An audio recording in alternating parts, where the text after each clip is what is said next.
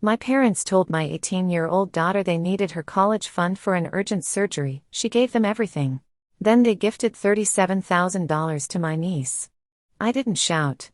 I did this. 10 days later, a woman handed them a letter. They opened it and started screaming. I'm Melissa, 37, and I still can't believe what my parents did to my daughter, Harper. After years of saving every penny for college, my sweet 18-year-old was manipulated into giving her grandparents her entire $42,000 fund for a life-saving surgery. 2 weeks later, I discovered they'd gifted $37,000 to my niece, Amber, for a new car and European vacation. Harper was devastated. I didn't scream or make threats. I chose calculated justice instead.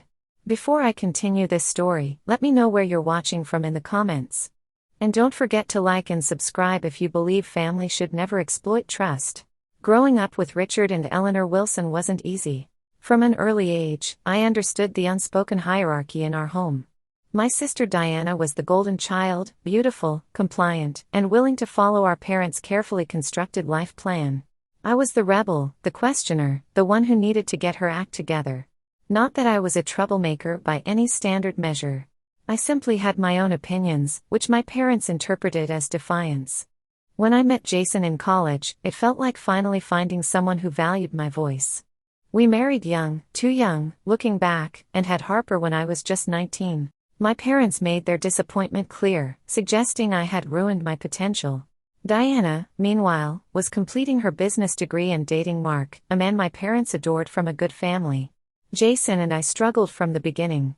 When Harper was 3, he accepted a job across the country, saying he needed space to find himself. The divorce papers arrived 6 months later, along with child support payments that were inconsistent at best. I was suddenly a single mother with a nursing assistant certificate, working multiple shifts while trying to give Harper stability. You should move back home, my mother suggested during one of our weekly calls, her voice laced with that particular blend of concern and condescension she had mastered. We can help with Harper while you figure things out. But I knew what moving home would mean, surrendering my independence and subjecting Harper to the same conditional love I had experienced. Instead, I rented a small 2-bedroom apartment near a good elementary school and built our life piece by piece. Diana married Mark shortly after graduation. They settled in a beautiful house just 15 minutes from our parents, and 3 years later welcomed Amber into the world. My parents were ecstatic, immediately embracing the role of doting grandparents. They attended every recital, soccer game, and school event. For Amber, they were the picture-perfect grandparents I had always wished for as a child. With Harper, things were different. They remembered her birthday and Christmas, of course, but there was always a subtle distance. When Harper earned straight A's or won the science fair, my mother would say things like, "That's wonderful, dear. Amber just made the competitive swim team, you know." Despite this, Harper developed into an incredible young woman, responsible beyond her years. She started babysitting at 12, pet sitting at 14, and working weekends at the local bookstore by 16. Every dollar she earned went into her college fund, which I matched as best I could from my nursing salary. "Mom, I'm going to Stanford or UCLA," she would tell me, her eyes bright with determination. "I just need to save enough so you don't have to worry." Her consideration for our financial situation broke my heart and filled me with pride simultaneously. By her senior year, through scholarships, work, and careful saving, Harper had accumulated just over $42,000 for her education. It wasn't enough for 4 full years at her dream schools, but it was an impressive start. My situation had improved, too. After years of night classes, I had finally earned my RN license, nearly doubling my salary. We moved to a better apartment in a safer neighborhood, and for the first time, I could occasionally buy Harper new clothes instead of thrift store finds. Meanwhile, Diana and Mark's life continued its picture-perfect trajectory. Mark became partner at his accounting firm. They upgraded to an even larger home with a pool. And Amber grew into a pretty, popular teenager who seemed to effortlessly achieve everything my parents valued: social status, athletic recognition, and the right kind of friends. Family gatherings became increasingly difficult as the years passed. My parents would fawn over Amber's latest accomplishments while asking Harper polite but perfunctory questions about school. Harper, ever gracious, would engage enthusiastically with her grandparents despite their obvious favoritism. It's okay, Mom, she told me after one particularly painful Thanksgiving where my father had announced they were taking Amber to Disney World. Grandma and Grandpa just have more in common with Amber. I don't need expensive trips. Her maturity made the situation even more unfair. Despite everything, Harper maintained a relationship with her grandparents, calling them weekly and helping them with technology issues. She seemed to genuinely care for them, and they appeared to appreciate her, even if their affection paled in comparison to their adoration of Amber. As Harper's senior year progressed, acceptance letters began arriving. UCLA, Berkeley, and even Stanford welcomed her with partial scholarships. The night she received her Stanford acceptance, Harper cried with joy. "We did it, Mom," she said, hugging me tightly. "All those extra shifts and weekends were worth it." I held my brilliant, hard-working daughter and felt a surge of vindication. We had succeeded despite the odds, despite the lack of support, despite my parents' dismissal of our choices. Harper would have opportunities I never did, and she had earned every single one through her own determination. Little did I know that all our careful planning was about to be derailed by the people who should have been cheering the loudest for Harper's success. March was a month of celebration in our apartment. College acceptance letters continued to arrive, each one confirming what I already knew: Harper was exceptional. The partial scholarship from Stanford was particularly thrilling, though even with financial aid, we would still need loans to cover the full cost. "I can work part-time during the school year," Harper said as we reviewed the numbers at our kitchen table. "And full-time during summers." "I don't mind. Let's not worry about that yet," I told her. "You've saved so much already. Let's enjoy this moment." That evening, as Harper was preparing dinner, her phone rang. She answered with a smile that quickly faded into concern. "Grandpa, what's wrong? Slow down." She moved to the living room, her voice dropping to a worried murmur. When she returned 20 minutes later, her face was pale. "Mom, Grandpa needs surgery. Something with his heart." He was crying. Harper rarely saw her stoic grandfather display emotion, so his tears had clearly rattled her. "What? He hasn't mentioned any health problems," I said, immediately suspicious. My father had used convenient emergencies before when he wanted something. "It's sudden. They just got the test results back. The surgery cost $45,000, and their insurance won't cover it because it's some experimental procedure. They might lose the house, Mom." I felt a familiar tightness in my chest, the sensation that always accompanied my parents' manipulations. "Did they ask you for money, Harper?" She hesitated. "Not directly. Grandpa just said they don't know what they're going to do, that they're desperate. Mom, they helped us when I was little. Remember when they paid for my braces? The braces they had held over our heads for years, despite the fact that Diana and Mark's family vacations cost far more. Harper, your college fund is for your future. If they're in trouble, I can help them figure out payment plans, or, I already told Grandpa I would help," she interrupted, her voice small but determined. "It's his heart, Mom. What if he dies because I wanted to go to a fancy school?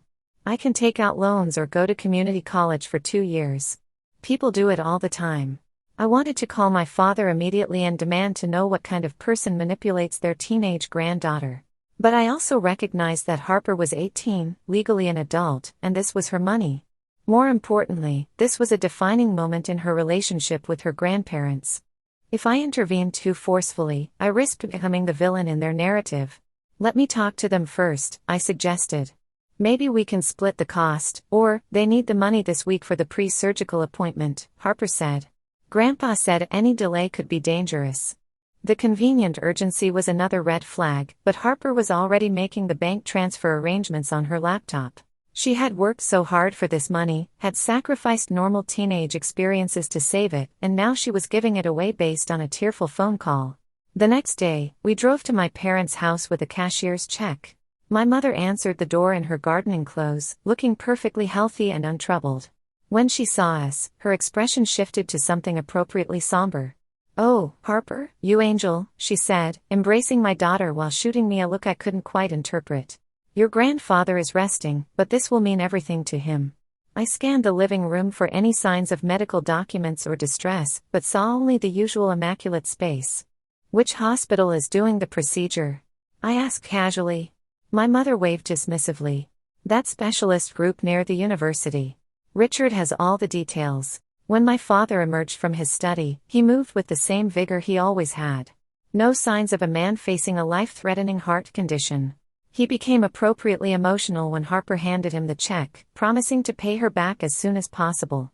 "We're just so blessed to have such a generous granddaughter," he said, patting Harper's hand. "This is a loan, not a gift. We'll make it right." Something in his tone sent a chill through me. I'd heard these promises before, usually before disappointment. As we left, Harper seemed lighter, as if the act of helping her grandparents had brought her genuine joy despite the sacrifice. Over the next weeks, she researched community colleges and additional scholarship opportunities with the same determination she'd applied to saving for Stanford. "It's just a detour, not a cancellation," she told me cheerfully. "I'll transfer after 2 years." I helped her explore options while trying to ignore the nagging worry about my parents' sudden urgent need. They didn't call to update us on the surgery date or procedure details. When Harper called them, they changed the subject to Amber's upcoming graduation. Then came the strange social media posts. My mother, who rarely used Facebook, shared photos of a shopping trip with Diana and Amber. One image showed Amber posing beside a brand new Audi convertible with a large red bow. "Congratulations to our amazing granddaughter on her graduation. Enjoy your dream car and European adventure. So proud of your accomplishments." Read the caption. Harper saw the post, too. "Wow, Amber got a car for graduation. That's really generous of Uncle Mark and Aunt Diana." I nodded, uncomfortable with the timing, but not yet connecting the dots. "Your cousin has always had everything handed to her, Mom," Harper chided gently. "Don't be that way. Amber's nice, just different from us." Her generosity of spirit made what happened next even more painful. 3 weeks after Harper had transferred her college fund, I ran into Diana at Northridge Mall. I'd stopped to pick up additional nursing scrubs during my lunch break when I spotted her outside the Nordstrom entrance, laden with shopping bags. "Melissa," she called, waving enthusiastically. Diana and I maintained a cordial relationship despite our differences. "I haven't seen you since Easter. How's Harper getting ready for college?" The question stung given recent events. "She's considering community college now, actually. Financial considerations." Diana looked genuinely confused. "Really? I thought she got into Stanford." "That's what Mom and Dad said." "She did, but plans change." I didn't want to discuss my parents' health issues without their permission, even with Diana. "Well, community college is practical," Diana said with the easy dismissal of someone who'd never had to make such compromises. "Amber's so excited about UCLA. Mom and Dad's gift made everything perfect." "Gift?" I echoed, something cold settling in my stomach. "The graduation present. They gave her $37,000. Can you believe it? She got the Audi she wanted, and we're using the rest for her graduation trip to Europe. 3 weeks in France, Italy, and Greece. First class all the way." Diana's eyes shone with pride. "Mom and Dad said they wanted to invest in her future experiences." The world tilted sideways. $37,000, almost the exact amount Harper had given them for a supposedly life-saving surgery, now funding my niece's luxury car and European vacation. "When did they decide on this gift?" I managed to ask, my voice surprisingly steady despite the rage building inside me. "Oh, months ago. They've been planning it since Christmas. They wanted it to be special since she's their only granddaughter going straight to a university." Diana must have noticed something in my expression because she quickly added, "I mean, their only granddaughter graduating this year." I excused myself, claiming a work emergency, and barely made it to my car before the tears came. Not sad tears, furious ones. They had deliberately manipulated Harper, inventing a medical crisis to redirect her college fund to their favored granddaughter. The careful planning, the tearful phone call, the promises of repayment, all an elaborate deception targeting a trusting teenager. My hands shook as I called my father. He answered on the 4th ring, sounding irritated at the interruption. "Richard Wilson speaking. How was the surgery?" I asked without preamble. A pause. "What surgery?" "The life-saving heart procedure Harper gave you her college fund for. The one that was so urgent you needed $42,000 immediately." Another, longer pause. "Melissa, I don't know what you're talking about. Stop lying." I just saw Diana. "I know about Amber's $37,000 graduation gift, the car, and European vacation." "What happened to the surgery?" "Miraculous recovery the moment Harper's money hit your account." My father's tone turned cold. That money was a gift from Harper to us. What we choose to do with our money is none of your business. You told her it was for medical expenses. You said you might lose your house. Harper needs to learn generosity. She was becoming materialistic with all that college talk. Amber has worked just as hard and deserves recognition. The casual cruelty took my breath away. Amber has never worked a day in her life. Harper has been saving since she was 12 years old. Community college will be good for Harper's character, my father replied dismissively. She's always been too ambitious for her own good. Just like you. I hung up before saying something unforgivable. For several minutes, I sat in my car, processing the magnitude of the betrayal. This wasn't just about money. It was about intentionally derailing Harper's future and crushing her spirit. Telling Harper was the hardest conversation of my life. I waited until evening when we were both home and asked her to sit with me in the living room. Sweetheart, there's something I need to tell you about Grandpa's surgery. Her face immediately filled with concern. Is he okay? Did something happen? There was never any surgery, Harper. I took her hands in mine. I ran into Aunt Diana today. Your grandparents gave Amber $37,000 for graduation, a car and a trip to Europe. They've been planning it for months. Harper's expression shifted from confusion to disbelief to devastation in the span of seconds. But Grandpa was crying. He said he might die without the procedure. They lied to you. They took your college fund knowing exactly what they were doing. Harper pulled her hands away, wrapping her arms around herself. Maybe there's a misunderstanding. Maybe they were going to use Amber's gift money for the surgery, but then found another way to pay for it. Even now, she was trying to find an explanation that wouldn't make her grandparents monsters. I showed her Diana's social media posts, the timestamps proving the vacation had been booked before they'd asked for money, the captions about planning Amber's dream graduation gift for months. Call them, I suggested quietly. Ask them directly. Harper's hands trembled as she dialed her grandfather's number and put the call on speaker.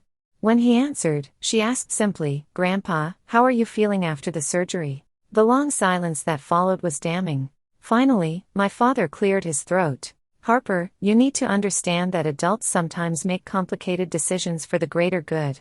Was there ever a surgery? Harper's voice was barely audible. The money you gave us is being put to good use in the family.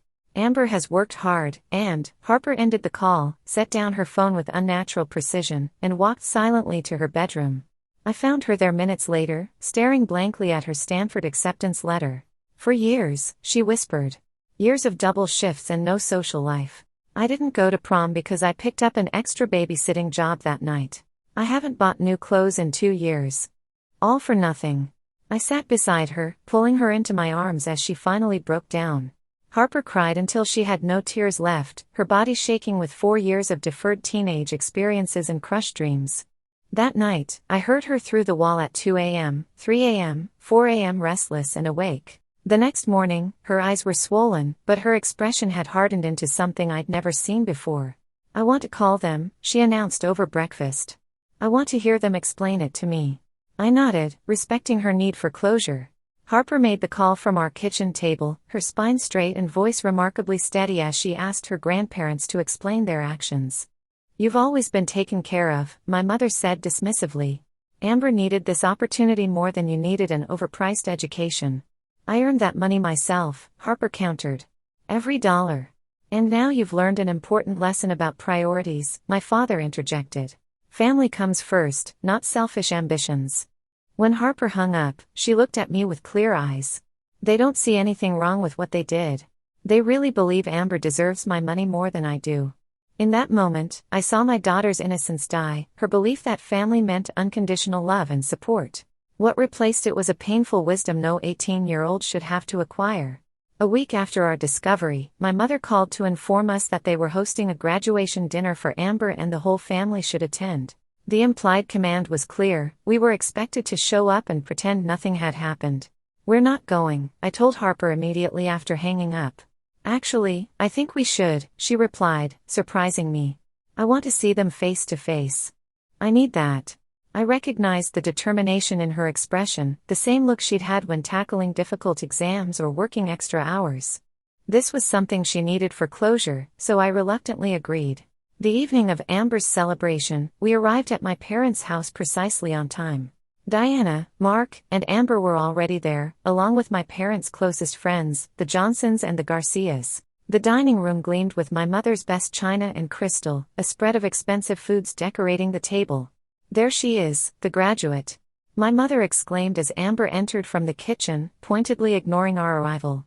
Amber looked beautiful in a new dress that probably cost more than Harper's entire wardrobe. "Where are you going to college again, Harper?" Mrs. Johnson asked kindly during the appetizer course. Before Harper could answer, my father interjected. "Harper's taking a more practical route. Community college is really more her speed."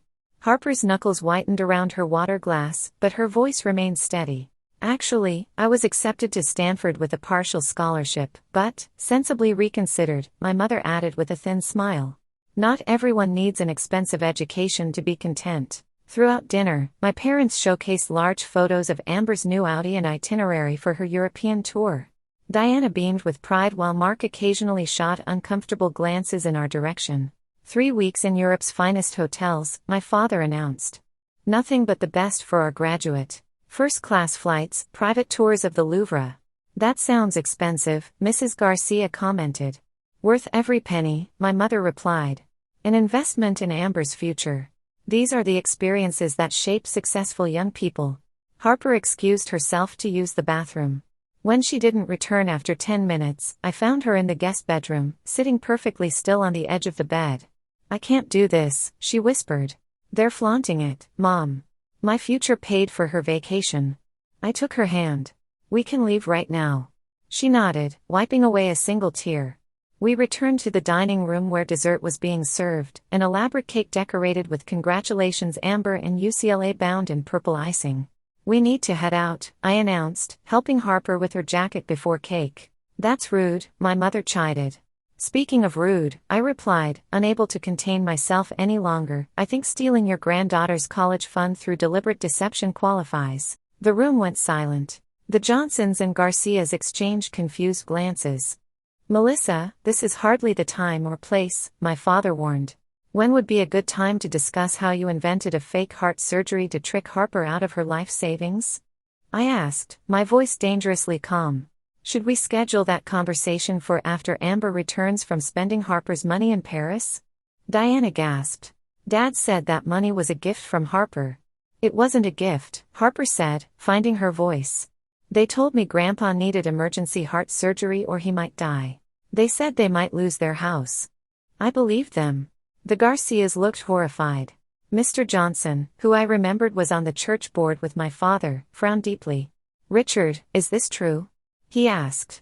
My father's face flushed with anger. "We're teaching Harper about generosity. She was becoming too focused on material success." "By lying to her?" Mrs. Garcia asked incredulously. "Sometimes parents and grandparents need to make difficult decisions for the greater good," my mother interjected smoothly.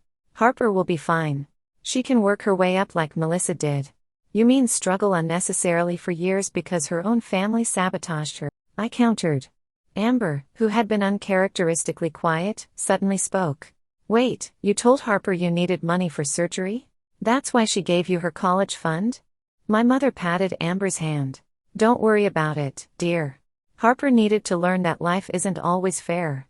This way you get the graduation you deserve, and she learns an important lesson about priorities." "And what lesson is that?" I asked. "That family will exploit your kindness. That generosity gets punished.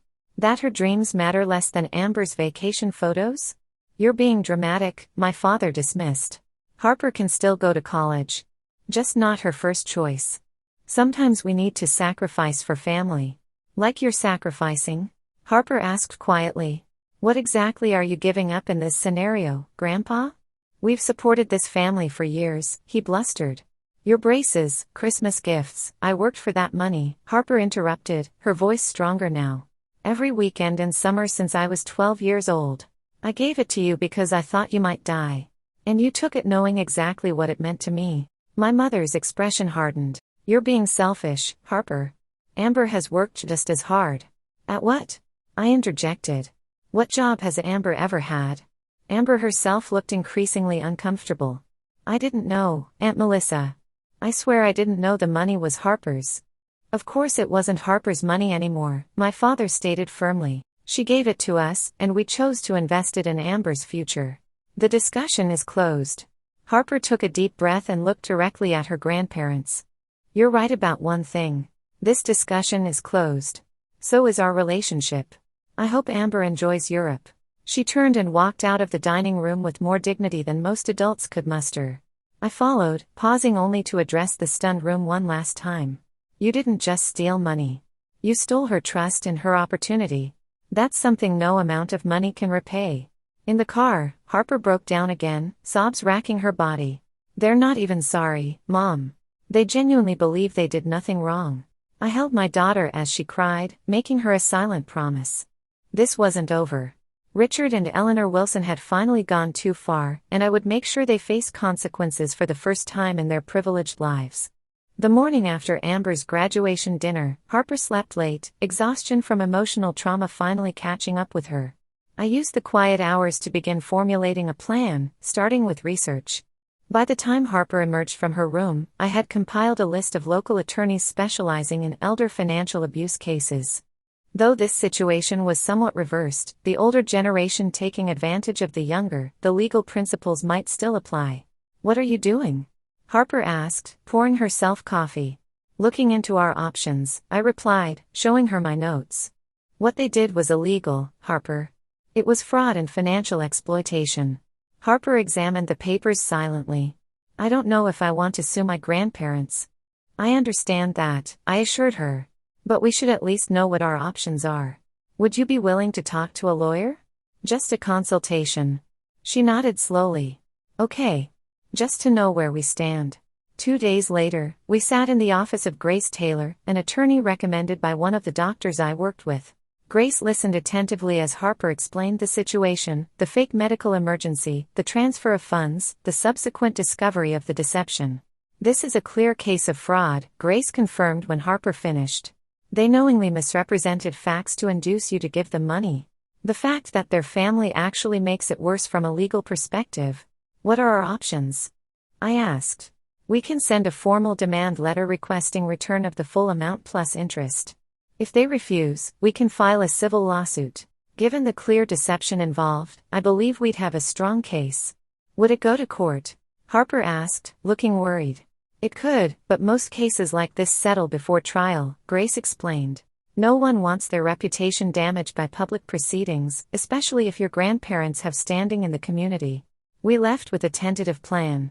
Grace would draft a formal demand letter giving my parents 10 days to return Harper's money with interest. Before we send it, I told Harper that evening, we need to be clear about what outcome you want. Is it just the money, or do you need some kind of acknowledgement from them? Harper considered this carefully. I want my college fund back, but I also want them to understand what they did was wrong. Not just legally wrong, but morally wrong. That second part might be harder to achieve, I warned her. I know, but I need to try. Over the next week, we gathered documentation, bank transfer records, text messages, voicemails from my father mentioning the urgent medical situation, and screenshots of social media posts about Amber's pre-planned gifts. Grace incorporated all of this into a comprehensive demand letter. While waiting for the letter to be finalized, I made a difficult decision.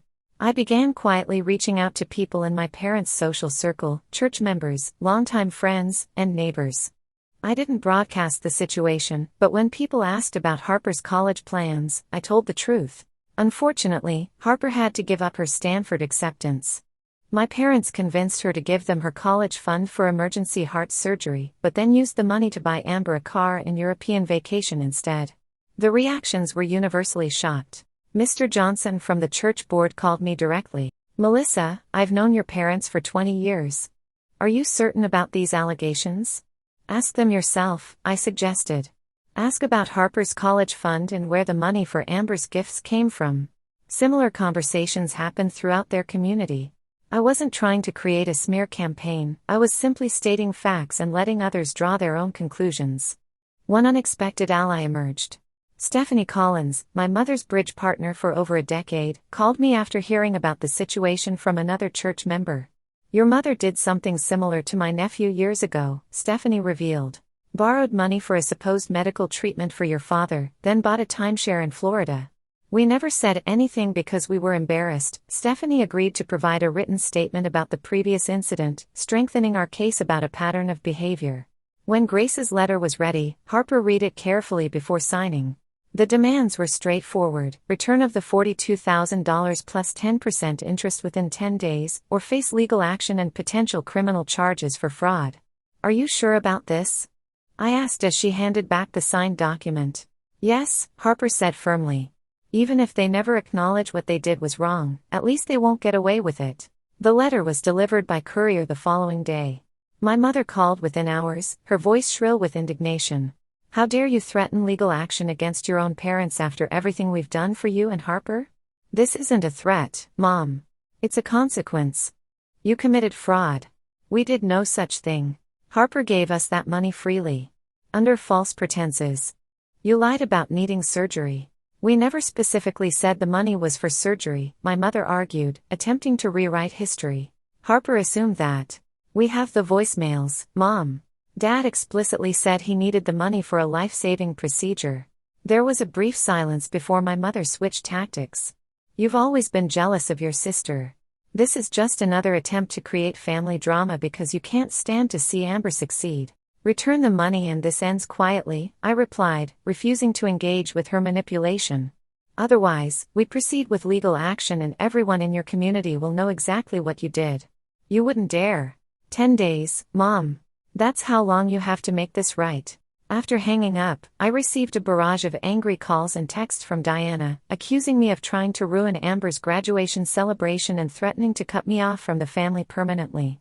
"Diana, this isn't about you or Amber," I tried to explain.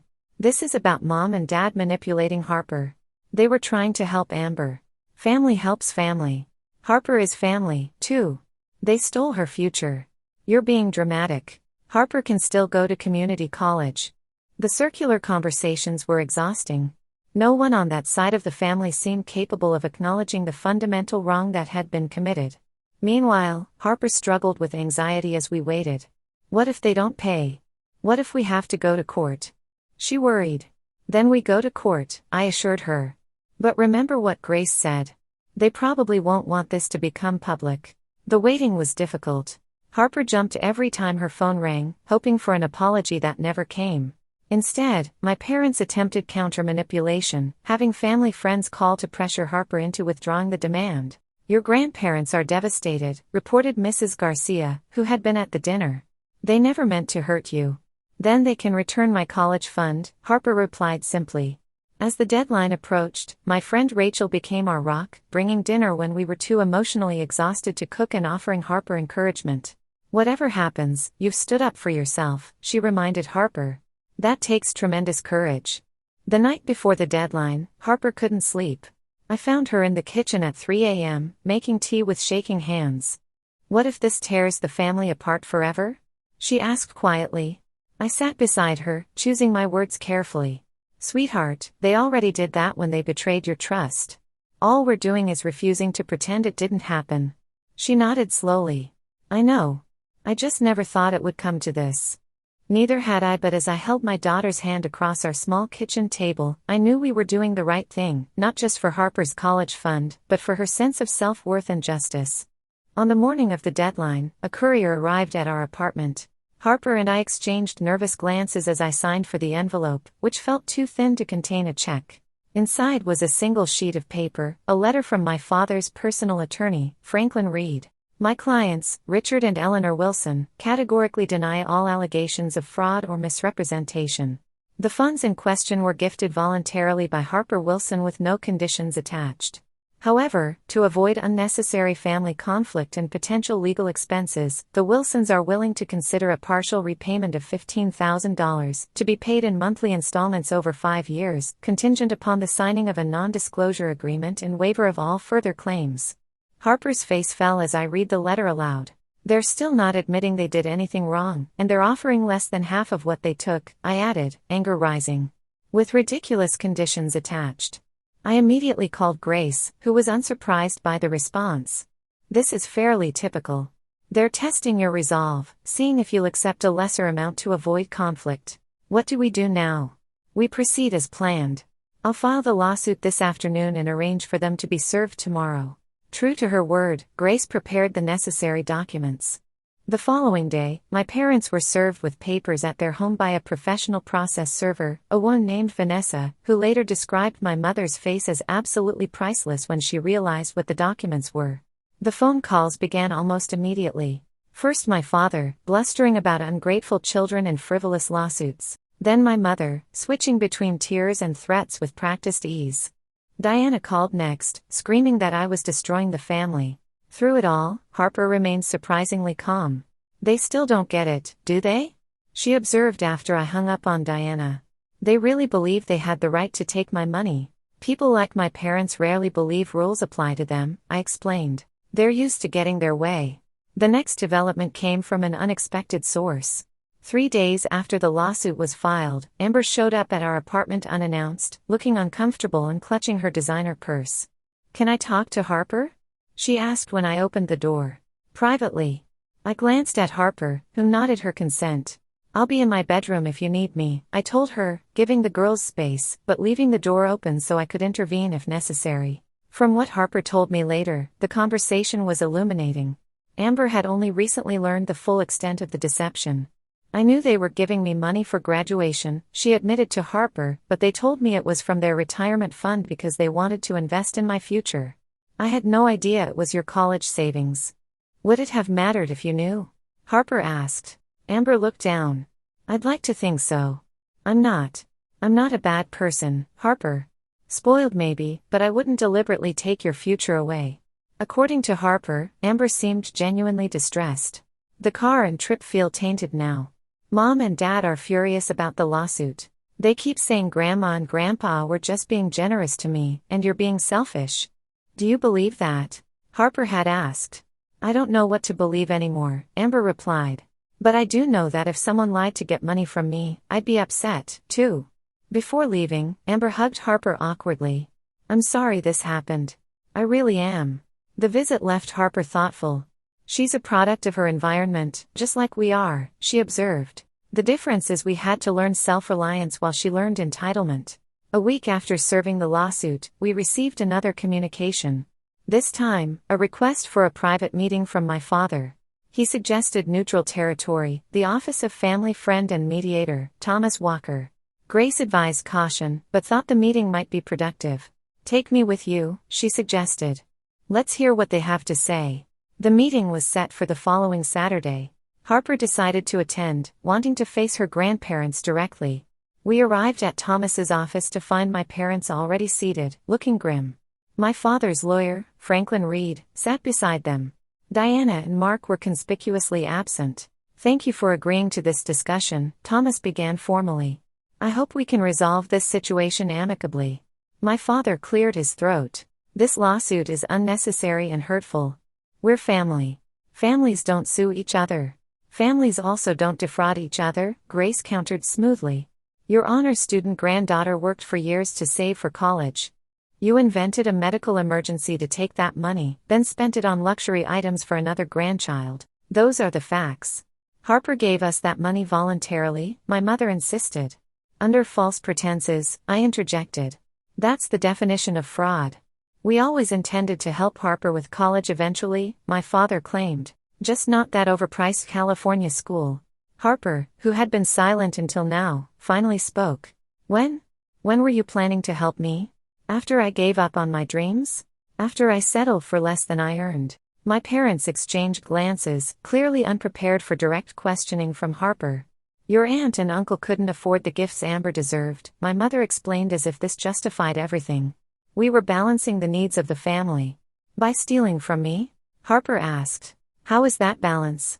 Franklin attempted to redirect. "The Wilsons are prepared to increase their offer to $25,000, payable immediately, with the same conditions regarding non-disclosure." Grace shook her head. "Our demand remains unchanged. Full restitution of $42,000 plus 10% interest and legal fees." "That's ridiculous," my father exploded. "We don't have that kind of money lying around anymore." "Then you shouldn't have spent Harper's college fund on Amber's car and vacation," I replied calmly. "You created this situation. You can fix it by selling the car," Harper suggested. Canceling the Europe trip. The same way I would have had to sacrifice if I needed money. My parents looked genuinely shocked by the suggestion. We can't do that to Amber, my mother protested. It would break her heart. Like breaking Harper's heart mattered to you? I asked. The meeting continued in circles for another hour, with my parents alternating between minimizing their actions and blaming Harper and me for being difficult. Eventually, Thomas called for a break. In the hallway, Grace pulled us aside. They're starting to realize this won't go away. The fact that they've increased their offer shows they're concerned.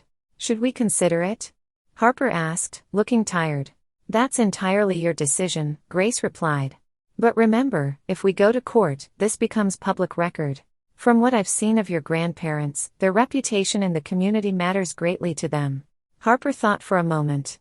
I want what's fair, all of my money back. They can figure out how to make that happen. When we reconvened, Grace presented our position once more. My client's terms remain unchanged. Full restitution within 7 days, or we proceed to court. My father leaned forward, his expression hard. You realize this means you'll never be welcome in our home again? Either of you. Harper met his gaze steadily. I realized that the moment I discovered you lied to me about needing life-saving surgery, Grandpa. Something in her quiet dignity seemed to finally penetrate. For just a moment, my father looked ashamed before his expression hardened again. We'll need time to consider our options, Franklin stated formally. 7 days, Grace repeated. After that, we proceed to court and file for discovery, including complete financial records for the past 5 years. The threat of financial disclosure clearly disturbed my parents, who had always been secretive about money. We left the meeting without resolution, but with a sense that the power dynamic had shifted. What happens now? Harper asked as we drove home. We wait, I told her, but from their reaction to the financial disclosure threat, I think they'll pay. The next few days passed in tense anticipation. Diana called several times, alternating between pleading and threatening. Mom and Dad might have to take out a second mortgage because of you, she accused.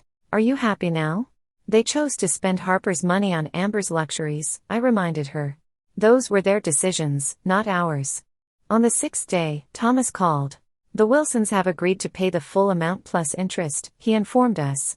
They want to deliver the check in person. Grace advised against a private meeting. Have them deliver the check to my office. I'll verify it before you have any further contact. The following morning, a cashier's check for $46,200 was delivered to Grace's office along with a brief note. This payment is made without admission of wrongdoing, solely to preserve family harmony. We expect this matter to remain private within the family. No apology, no acknowledgement, just financial restitution without emotional accountability. When Grace called to confirm the check had cleared, Harper sat quietly for a long time. It doesn't feel like victory, she finally said. It's not, I agreed, putting my arm around her shoulders. But it is justice. You stood up for yourself, and they face consequences for their actions. That's something. Harper nodded slowly. I guess I was hoping they'd finally see me, really see me, and understand what they did. But they still think they were right. Some people never admit they're wrong, sweetheart. Especially people like my parents. That night, I found Harper looking at her Stanford acceptance letter again, but this time with a small smile. I called the admissions office today, she told me. They said I can still attend in the fall if I confirm by next week. For the first time in months, I saw genuine hope in my daughter's eyes. The money couldn't heal the emotional wounds, but it could still fulfill its original purpose, giving Harper the future she had worked so hard to secure. With Harper's college fund restored and her Stanford acceptance reconfirmed, we began rebuilding what my parents had nearly destroyed. Harper threw herself into preparations for university life with renewed determination, though the emotional scars remained. I keep checking my bank account, she admitted one evening as we shopped for dorm essentials. I'm afraid the money will disappear again. It won't, I assured her. It's secure now. I know that logically. It's just hard to trust again. Trust was the casualty that concerned me most. Harper had always been an optimistic person who believed in people's basic goodness. The betrayal by her grandparents had fundamentally shaken that worldview. 2 weeks after receiving the check, we were surprised by another unexpected visitor, Diana. She arrived looking uncharacteristically subdued, without her usual polished appearance. Can we talk? She asked when I opened the door. Harper was out with friends, so Diana and I sat in our small living room, the tension palpable between us. Mom and Dad had to take money from their retirement account to repay Harper, she began, clearly expecting sympathy. That was their choice, I replied evenly. They could have sold the car they bought Amber or cancelled the European trip. Diana flinched. Amber offered to do that, actually. She told them to sell the car and give the money back to Harper. This surprised me. What did they say? That it wasn't her responsibility to fix this, that they'd handle it. Diana twisted her wedding ring nervously. Mark and we've been talking about patterns we've never questioned before. What patterns? The favoritism, the manipulation, the way Mom and Dad have always pitted us against each other. She looked up, meeting my eyes directly. I always thought I was the lucky one, being the favorite. But watching this situation unfold, maybe I was just the one being controlled more effectively. It was perhaps the most honest conversation Diana and I had ever had. For the first time, she seemed to be seeing our parents clearly, not as the perfect, generous people they presented themselves to be, but as manipulative individuals who used money and affection as tools of control. They've already started talking about helping Amber buy a house after college, Diana confessed. I used to be grateful, but now I wonder what strings will be attached. There are always strings with them, I confirmed. That's why I kept my distance all these years. I didn't want Harper raised under their influence. You were right, Diana admitted reluctantly. I just couldn't see it. Before leaving, Diana asked if Harper would be willing to talk with Amber. She feels terrible about everything. She didn't know where the money was coming from. That's up to Harper, I told her. I won't pressure her either way. When I related the conversation to Harper that evening, she considered it thoughtfully. I believe Amber didn't know, she said finally. And it's not really her fault that Grandma and Grandpa played favorites. The following weekend, Harper agreed to meet Amber at a coffee shop. She returned looking contemplative. How did it go? I asked. Better than expected, Harper said. Amber apologized, really apologized. She said she's been thinking about all the times Grandma and Grandpa gave her things while ignoring me, and she feels awful for never noticing. That's mature of her. Harper nodded. She's canceled her Europe trip. Said she couldn't enjoy it knowing how it was funded. She's taking a job as a receptionist instead. Wow, that's a big change for Amber. I think the situation has been a wake-up call for a lot of people, Harper observed, including me. As the weeks passed, Harper processed her experience in thoughtful ways. She wrote a detailed journal entry about the importance of financial independence and the danger of manipulation disguised as love. When her friend Zoe faced pressure from relatives wanting to borrow her graduation money, Harper helped her set boundaries. The most important thing I learned, she told Zoe, is that real love doesn't take away your dreams. It helps you achieve them. My parents made no attempt to contact us directly. Through Diana, I heard they were telling friends that we had extorted money from them and were now refusing contact out of spite. Their narrative conveniently omitted the fraudulent means by which they had obtained Harper's money in the first place. Harper decided to send them one final letter before leaving for college. She showed it to me before sending it, a thoughtful, mature message that broke my heart with its wisdom. Dear Grandma and Grandpa, she wrote, I'm writing not to continue conflict, but to find closure. What hurt most wasn't the money, but the knowledge that you valued my future so little. I trusted you completely. That trust was sacred to me, and you betrayed it for something as trivial as a car and vacation. I don't expect you to understand how deeply your actions hurt me. I don't even expect an apology anymore. But I want you to know that despite everything, I've learned valuable lessons from this experience. I've learned that my worth isn't determined by others' validation. I've learned that standing up for myself isn't selfish.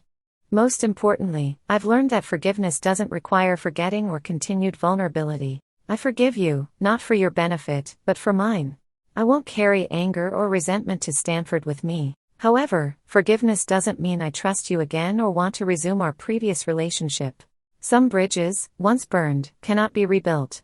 I wish you well, but I need to protect my boundaries and my heart. Perhaps someday, if you can truly acknowledge what you did, we might build a new, more honest relationship.